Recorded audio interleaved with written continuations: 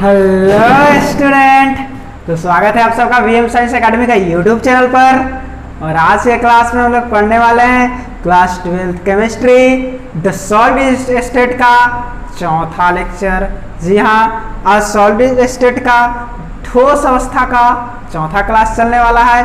और आज के क्लास में हम लोग पढ़ने वाले हैं रेडियस ऑफ एटम, क्योंकि पिछले क्लास में हम लोग यूनिट सेल पढ़े थे, तो यूनिट सेल में हम लोग एटम काउंट कर लिए थे। अब आगे हमको यूनिट सेल का डेंसिटी ज्ञात करना है, तो डेंसिटी के लिए हमें एटम फाइंड होने बहुत जरूरी आने चाहिए, क्योंकि एटम से एग्जाम में एक क्वेश्चन आएंगे बाबू, आपको पूछा जाएगा किस सेल में एटम्स कितने होते हैं या उसका एटम्स का रेडियस कितने होते हैं। तो आज हम लोग वही सीखने वाले हैं कि किसी भी यूनिट सेल में एटम का रेडियस क्या होता है। तो क्लास 11th में भी आप लोग पढ़े होंगे कि रेडियस क्या होता है। तो क्लास स्टार्ट करने से पहले my name is Munna Kumar और ये आपका छोटा सा खूबसूरत सा क्यूट सा YouTube channel VM science academy. तो चैनल को ज़्यादा से ज़्यादा लाइक करें, शेयर करें, सब्सक्राइब करें और बेल आइकन को प्रेस कर दें और वीडियो के अंत में कमेंट भी करें। तो चलिए स्टार्ट करते हैं आज का वीडियो।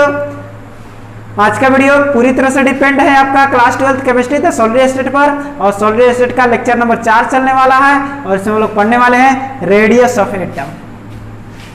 आज का क्लास आपको चलने वाला है रेडियस ऑफ एटम, मतलब हम लोग एटम का रेडियस फाइंड करने वाले हैं। थोड़ी सी इंक नहीं चल रही है, मार्कर में दिक्कत है। चलो मिल गया मार्कर, मिल गया मार्कर। तो बात कर रहे हैं हम लोग क्या, रेडियस ऑफ एटम का। तो देखिए बाबू लोग, हम थोड़ा सा आप लोग को याद कराते हैं, जो लोग पिछले क्लास में नहीं होंगे इसी क्लास में चुहा कर आ गए हो पढ़ने। तो चलो इस क्लास में हम आपको याद करा दें कि जो आपका हम लोग यूनिट सेल पढ़े थे, हम लोग पिछले क्लास में यूनिट सेल पढ़े थे। तो सबसे पहला हम लोग यूनिट सेल देखे थे simple unit cell, simple cubic unit cell, जिसमें एटम्स की संख्या देखते हैं कि एटम क्या होता है, सिर्फ कॉर्नर पर ही होता है।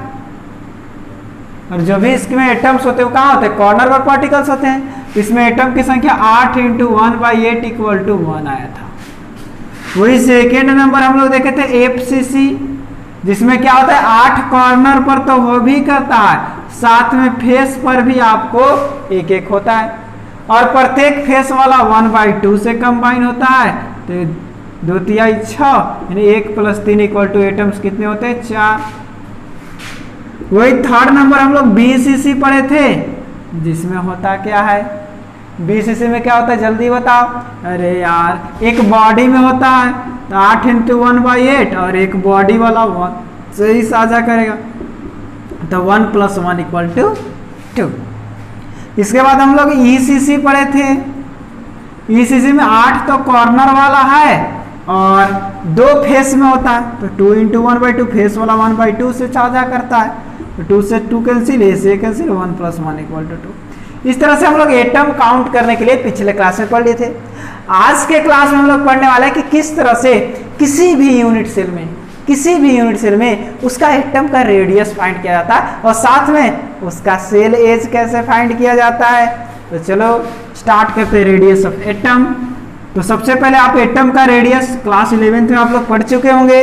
होता क्या है, जैसे कोई भी सॉलिड होता है, हम लोग सॉलिड स्टेट पढ़ रहे हैं, तो सॉलिड के अंदर जो मॉलिक्यूल्स होते हैं वो क्लोजली पैक्ड होते हैं। Molecules of any solid structure are closely packed. तो जितने भी आपके सॉलिड स्ट्रक्चर के मॉलिक्यूल्स होते हैं वो पूरी तरह से क्लोजली पैक्ड होते हैं। अगर हम बात करें सॉलिड की मॉलिक्यूल्स की,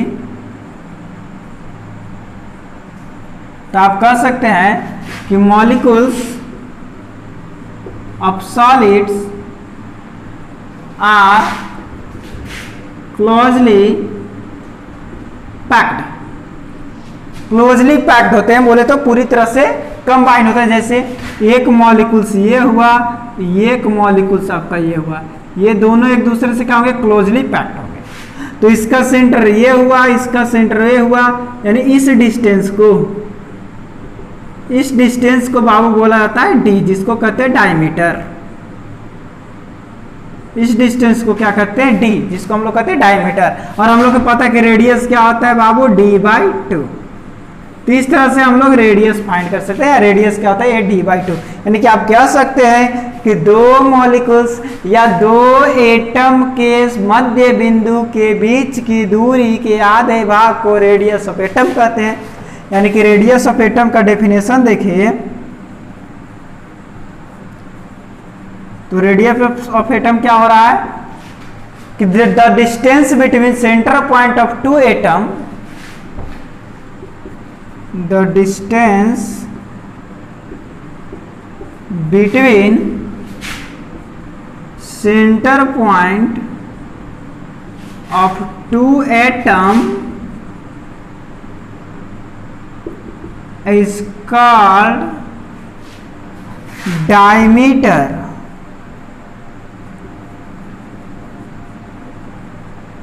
and 1/2 of diameter is called radius of atom। देखिए, जैसे कि दो एटम्स हैं, एक और एक दो, इसका सेंटर पॉइंट ए, इसका सेंटर पॉइंट बी, तो ए से बी तक के डिस्टेंस को हम लोग क्या कहेंगे बाबू, डायमीटर, और half of diameter is called radius. Radius क्या होता है, डायमीटर के हाफ, यानी कि इस डायमीटर में एक रेडियस ये हुआ और एक रेडियस ये हुआ, एक डायमीटर में दो रेडियस होते हैं। यहाँ पे इस डायमीटर के अंदर एक रेडियस ये हुआ और एक रेडियस ये हुआ, यानी कि हम कह सकते हैं कि किसी भी एटम्स को अगर क्लोजली पैक किया जाए तो वहाँ पे दो डायमीटर आपको मिलते हैं, अरे दो रेडियस मिलते हैं, एक डायमीटर मिलते हैं।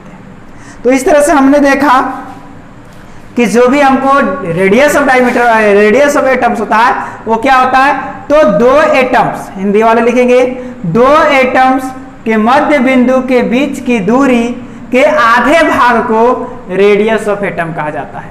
क्योंकि दो एटम के मध्य बिंदु की दूरी को डायमीटर कहते हैं, व्यास कहते हैं, और डायमीटर के आधे भाग को हम लोग क्या कहते हैं, रेडियस। तो डायरेक्ट हम बोल सकते हैं कि दो एटम के मध्य बिंदु के बीच के दूरी के आधे भाग को रेडियस ऑफ एटम कहते हैं। क्लियर? तो ये था रेडियस ऑफ एटम। जल्दी से स्क्रीनशॉट ले लेंगे। अब बात करने वाले हैं हम सेल एज का। सेल एज,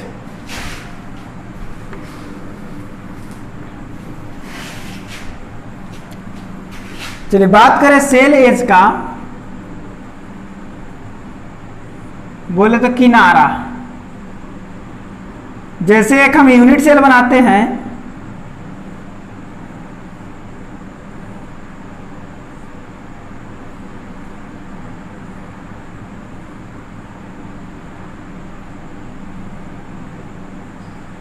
ये रहा हमारे पास एक यूनिट सेल। आपको पता है कि यूनिट सेल में ये जो इस लंबाई को क्या कहते हैं, एल, या इसको क्यूब है, ए, कोई भी नाम दे सकते हैं। तो इसी को कहा जाता है बाबू सेल एज। इसी को क्या कहते हैं हम लोग, सेल एज। यानी क्यूब के जो किनारे होते हैं, क्यूब के जो लेंथ ब्रेथ और हाइट होते हैं बाबू, उसी को क्या कहते हैं, सेल एज। क्यूब के किनारे को ही क्या कहा जाता है, सेल एज। यही है हमारा सेल एज। क्लियर हुआ? क्लियर हुआ? सेल एज क्या है, ये किनारा जो नजर आ रहा है, इसी को क्या कहते हैं, सेल एज। या यहां से कोई एक किनारा ले लीजिए, कोई एक साइड, यानी क्यूब के साइड को, यानी side of cube. Cell edge क्या हुआ, the length of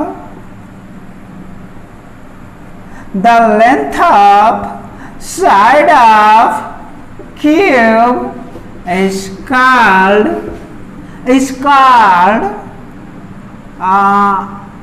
cell edge. The length of side of cube, cube के साइड के लेंथ को ही क्या कहते हैं बाबू, cell edge. It is denoted by, क्या से डिनोट करते हैं, A. It is denoted by A. तो ये था हमारा सेल एज और रेडियस ऑफ एटम। लेकिन हमारे एग्जाम्स में डेफिनेशंस तो कम ही पूछे जाते हैं, तो यहाँ से एक क्वेश्चन आएगा और किसी एक यूनिट सेल का आपसे सेल एज या उसका रेडियस पूछ दिया जाएगा। तो आइए देखते हैं कि किसी भी यूनिट सेल के सेल एज और रेडियस में क्या रिलेशन होता है। जल्दी से इसे नोट डाउन करेंगे। हाँ, हिंदी वाले भी लिख लेंगे कि किसी यूनिट सेल के क्यूब के या किसी क्यूब के किसी घन के किनारे की लंबाई को सेल एज कहते हैं। किसी घन के किनारे की लंबाई को सेल एज कहते हैं या किसी यूनिट सेल के किनारे की लंबाई को सेल एज कहते हैं। अब बात करते हैं रिलेशन बिटवीन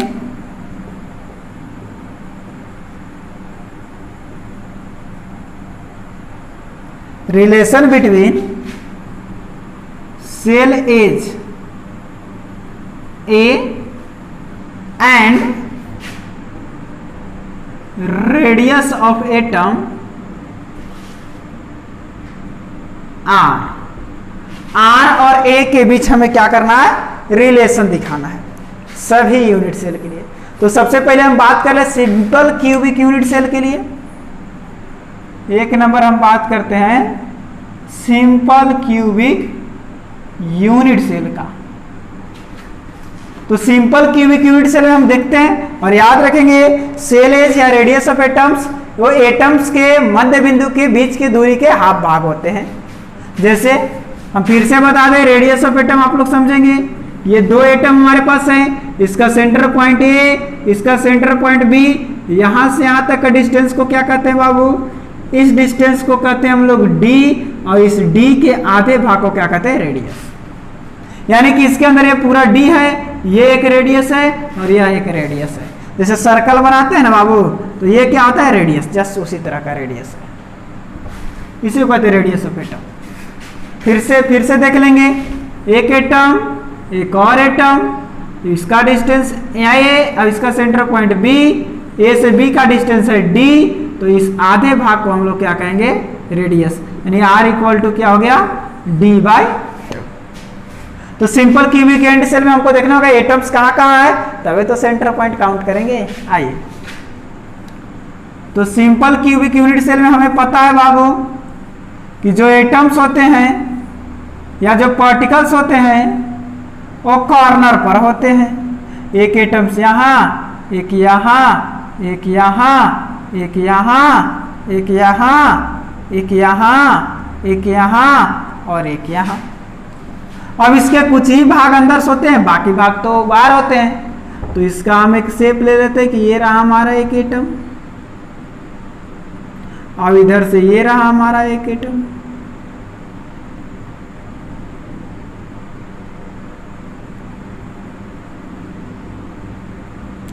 ये दो एटम्स हमारे पास हैं, थोड़ा ये बड़ा हो गया।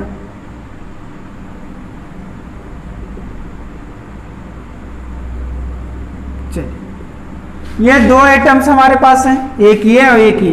तो यहां से यहां तक का डिस्टेंस को तो हम लोग डी कहेंगे, इस डिस्टेंस को क्या कहेंगे, आर कहेंगे। और यहां से ये जो किनारा है इसको क्या कहेंगे बाबू, सेल एज ए। यहां से यहां तक ये जो किनारा है इसको क्या कहेंगे, ए। यानी कि एक ए के अंदर कै गो आर आ रहा है, दो गो आर आ रहा है।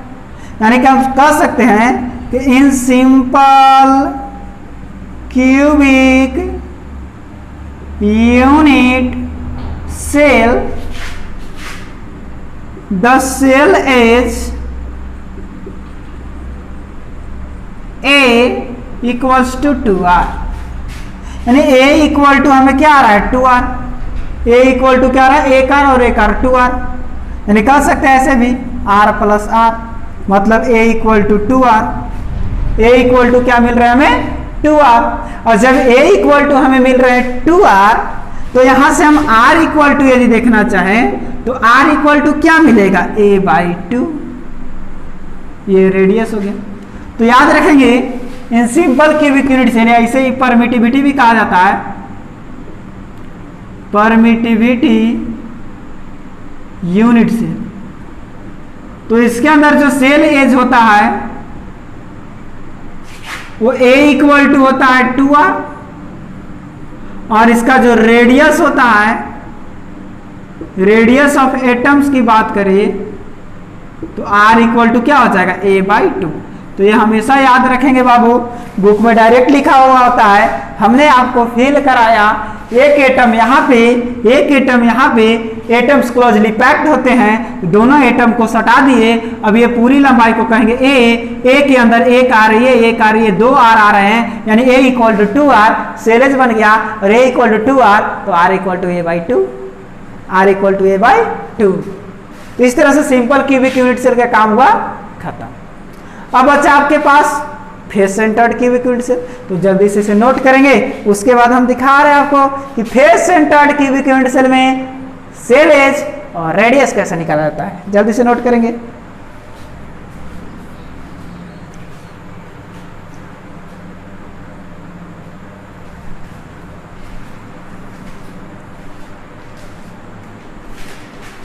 आइए तो बात करते हैं face centred cubic unit cell FCC की।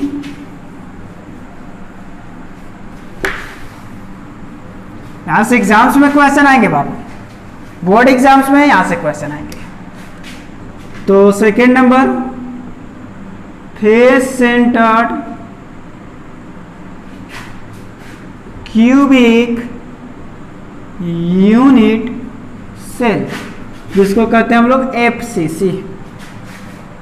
चलो सबसे पहले बनाते हैं, पहले ये भी चीज याद रखेंगे, एटम्स हमेशा क्या होते हैं बाबू, क्लोजली पैक्ड।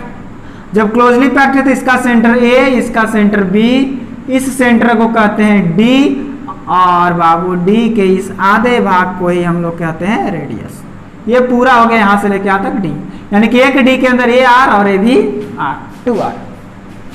आइए आते हैं फेस सेंटर्ड बनाते हैं।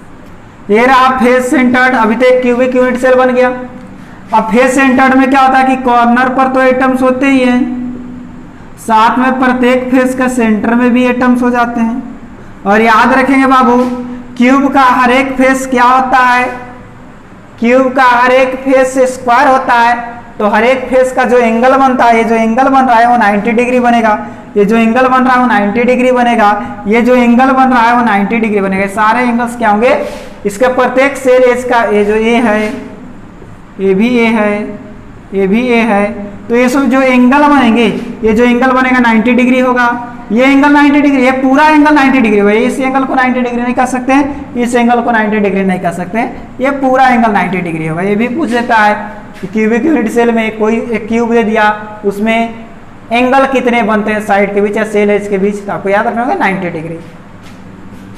तो यहां से क्या करते हैं, अब सबके फेस में ले लेते हैं। एक फेस में यहाँ पे, एक राइट साइड में अपर, डाउन, फ्रंट, बैक, है कि नहीं। तो कोई एक फेस हम उठा लेते हैं। कौन सा फेस उठा ले बोलो, ऊपर वाला, नीचे वाला, अग्गल वाला, बगल वाला, आगे वाला, पीछे वाला। चलो ऊपर वाला फेस उठा लेते हैं। एक एटम यहाँ पे हुआ, दूसरा एटम यहाँ पे हुआ, तीसरा एटम यहाँ पे हुआ, या इस डायगोनल से या इस डायगोनल से काम करते हैं। चलो ये तो बीच वाला एटम हमारा हो गया।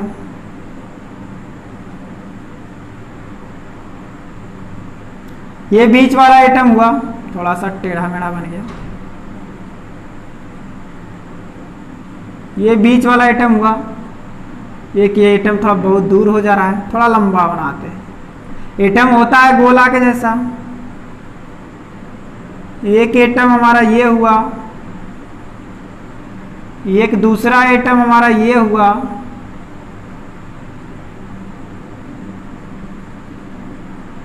और तीसरा एटम हमारा ये हुआ। ये 3 एटम हमें दिखाई दे रहे हैं। 3 एटम में ध्यान से देखेंगे, ये इसका एक आर हुआ, एक इसका आर हुआ, फिर यहां से यहां भी आर हुआ, फिर यहां से यहां भी आर हुआ, यानी 1 2 3 4 आर हमारे पास है। हमारे पास कितने आर हैं, 4। थोड़ा सा इस ट्रायंगल को हम बाहर निकाल ले, यहाँ पर 90 डिग्री बनेगा, क्योंकि ये भी सेल एज और ये भी क्या है, सेल एज, और सेल एज के बीच 90 डिग्री का एंगल बनेगा। तो थोड़ा हम इसको निकाल ले बाहर, तो बाहर निकाले तो ये ऐसे गया, ये ऐसे गया, ये ऐसे आया। यहाँ पे ये सेल एज ए, ये वाला सेल एज ए, और ये वाला का भी क्या कहें तो 1 आर, 2 आर, 3 आर और 1 4 आर। अब थोड़ा सा आप बताइए कि यहाँ पे 90 डिग्री बन रहा है तो क्या पाइथागोरस थ्योरम लग जाएगी? बिल्कुल लग जाएगा। ये हो गया आपका हाइपोटेनस कर्ण, ये हो गया बेस, और ये क्या हो गया परपेंडिकुलर। फॉर्मूला है h square equal to p square plus b square. Hypotenuse का स्क्वायर इक्वल टू परपेंडिकुलर का स्क्वायर प्लस बेस का स्क्वायर, यानी एच स्क्वायर 4r का स्क्वायर करें तो p square a square plus b square a square, दोनों तो ए और ए है, तो 4 के 16 r square equal to A square 2 a square. यहाँ से कटेगा, अगर काटा जाए तो 2 8 16, कट गया कि नहीं कट गया?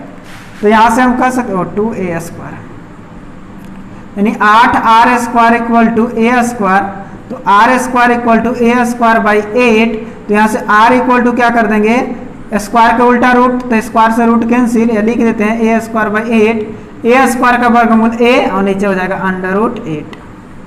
ये यानी कि हमें क्या मिल गया, r equal to a by √8, तो यहाँ से a इक्वल टू क्या हो जाएगा r√8। ये लेकिन बुक में ऐसा नहीं मिलेगा, एग्जाम्स में ऐसे ऑप्शंस नहीं रहेंगे, तब क्या करेंगे? तो टेंशन नहीं लेना है रे बाबा, टेंशन जाएगा पेंसिल लेने। यहाँ से उठाओ, 4 के 16 r square equal to 2a square, यहाँ से r square equal to 2a square upon 16, तो r equal to √2a square upon 16, r equal to 2 का रूट नहीं होगा √2, 1 स्क्वायर का रूट a, 16 के वर्गमूल 4। देख रहे बाबा, ये आपके बुक में मिलेगा कि जो face centred cubic unit cell का रेडियस होता है वो क्या होता है, √2/4a, √2/4a। या यहाँ से इसको काटेंगे, 2 दूनी 4, तो r इक्वल टू 1/2√2a, ये भी निकाल सकते हो। यहीं देखो ना, यहाँ से r इक्वल टू a और 8 का वर्गमूल 2√2, तो यहाँ से a इक्वल टू निकालेंगे तो इधर आ जाएगा 2√2r। तो ये था हमारा face centred cubic unit cell, जल्दी से नोट कर लेंगे। यानी face centred cubic unit cell का रेडियस क्या होता है, 1/2√2a, या सेल एज क्या हो जाएगा, a इक्वल टू 2√2 × r। जल्दी से नोट कर लेंगे, क्योंकि बात करने वाले BCC cubic unit cell, body centred cubic unit cell, screenshot ले लेंगे। आइए तो अब बात करते हैं body centred cubic unit cell का। 3rd number, body centred cubic unit cell. इसके अंदर देखते हैं कि रेडियस ऑफ एटम क्या होता है और सेलेज क्या होता है। एक क्यूब बनाते हैं,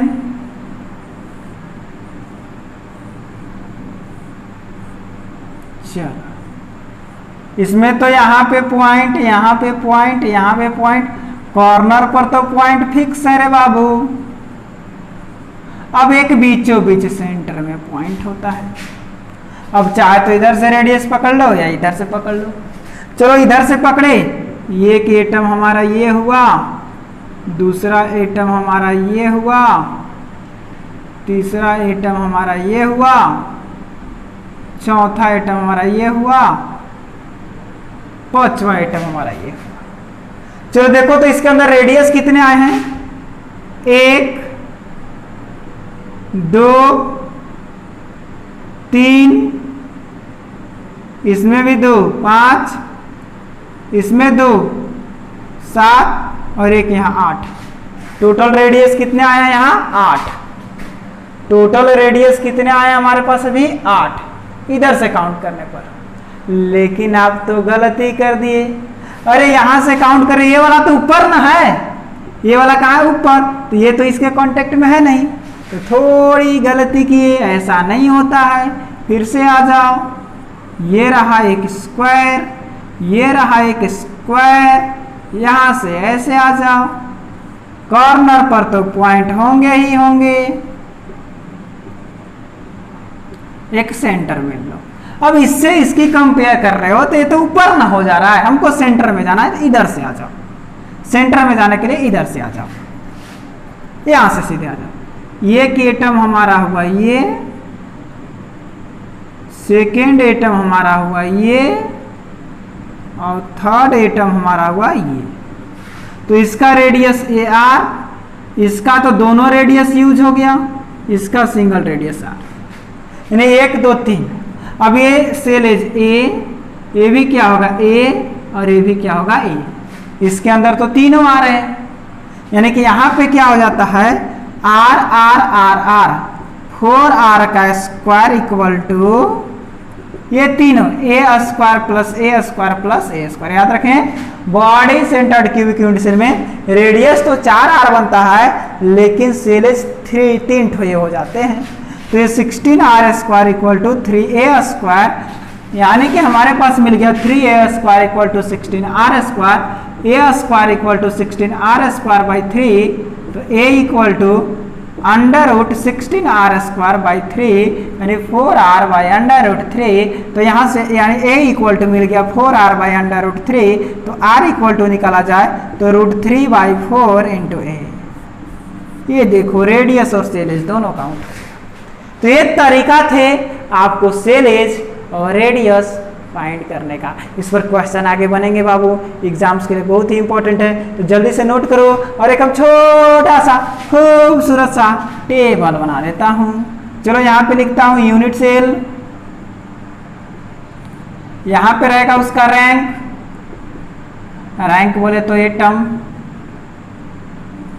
और यहाँ पे रहेंगे उसका हाँ ए, और यहाँ पे रहेगा उसका आर, मतलब रेडियस, और यहाँ सेलेज। जैसे बात करें सिंपल क्यूबिक यूनिट सेल, उसका रैंक होता है 1, मतलब एटम की संख्या 1। एज क्या होता है ए इक्वल टू 2r, आर क्या होता है r equal to a by 2। वही उसके बाद हम एफसीसी की बात करें तो इसमें एटम्स कितने होते हैं 4। इसका जो हम लोग काउंट किए थे, जो रेडियस था वो था √2/4, यहाँ एज न है, ए क्या था 4r बाई √2। तो यहाँ से r क्या हो जाएगा √2/4a। उसके बाद हम लोगों ने बीसीसी पढ़ा था, बीसीसी में एटम्स होते हैं 2, और ये अभी जस्ट पढ़े हैं ए क्या होता है 4/√3r, तो ये क्या हो जाएगा √3/4a। तो इस डेटा को भी आप लोग याद रखेंगे। देखो याद करने का तरीका √2/4 √3/4, √2/4 और √3/4, एफसीसी बीसीसी, बस इतना एक अंतर है। तो इसके जरिए भी आप याद रख सकते हैं, एग्जाम्स में क्वेश्चन आएंगे। तो आज के लिए इतना ही, मिलते हैं अगले क्लास में, धन्यवाद।